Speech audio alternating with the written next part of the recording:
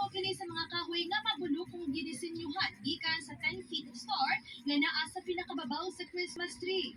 So sa mag-candy o nagkalain-laing color o rainbow color ang mga accents na mo'y nagsilbing dekorasyon sa Christmas tree. Sa pinakailalong niini ang box nga gidisenyo nga siya ni Santa Claus. Puno usab kini sa mga dulaan aron paghatag og dugang kasadya alang sa mga bata nga makakita niini. Dugang atraksyon usab kini ilabi na sa mga mahiligong magpa-picture o mag-post sa ilang mga social media page. Matod kang Brandon Cabarobias na mo'y team leader sa nag-design sa Christmas tree. So nasa tulong tuig na di typical ka Christmas tree kini, kundi gitawag usab kini nga tree of hope. Kay naglaom sila nga sa matag tawo nga makakita niini bisan unsa may giagian nga hagit sa kinabuhi, di angay mawat-an og paglaom. So mo usab niini gi-incorporate ang hulagway sa balaang Senior Santo Niño.